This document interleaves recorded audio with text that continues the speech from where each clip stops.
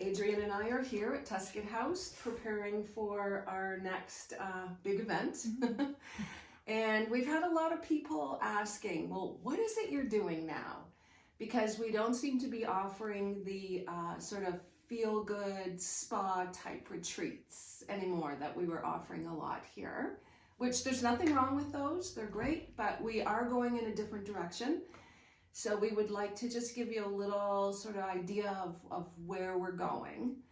And you'll see some things are the same, such as, you know, everything is here at Tuscan House, which is, you know, this, for people who've been here, you'll know, it's this nice kind of cozy, safe space with nourishing food and nature nearby, and just a place where you can really be yourself. Just be who you are, and a retreat in the way that you are retreating from your everyday life. This is your time. And so now what we're doing when you're here is, you know, like I say, it's a bit different, and I'll let Adrienne explain the difference. She gives me the juicy parts.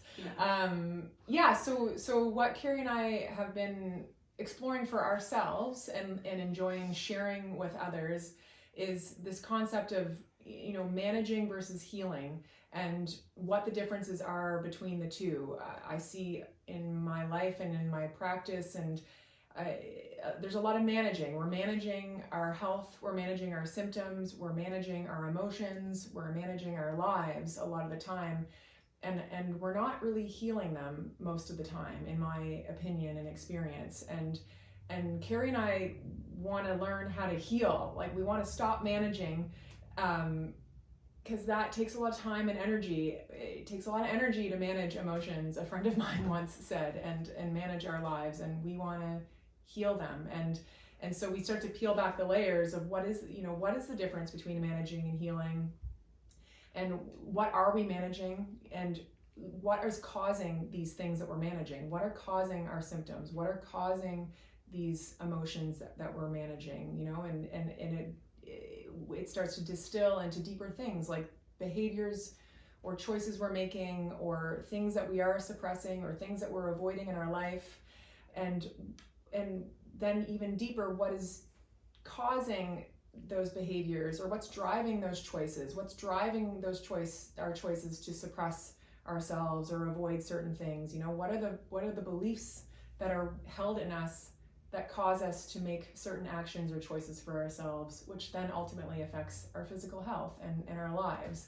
And so this is kind of what we're doing, is peeling back those layers one at a time, and examining that and exploring it. And like I said, Carrie and I are doing that for ourselves in our daily lives, and we're learning so much, and our lives and our bodies are changing so much, and we want to share that with other people in that exploration and examination, so that other people can change for the better and feel better for themselves. So we do all of that in the form of a retreat, in a workshop, like a day-long workshop or a weekend retreat, or maybe longer. And you know, we kind of balance the information that we present with then somatic type practices and yoga and nourishing activities or calming activities to help integrate that information.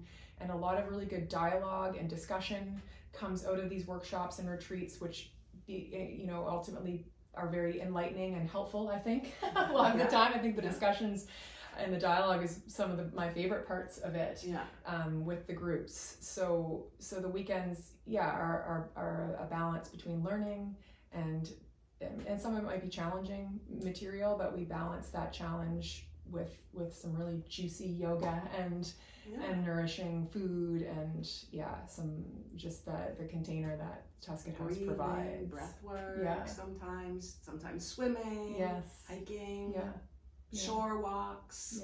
We kind of just see what's needed and in that particular day or moment. So that's how do we do? That sums it up. So we there's more information, and if you have more questions, you can reach out to either one of us, or look at our websites.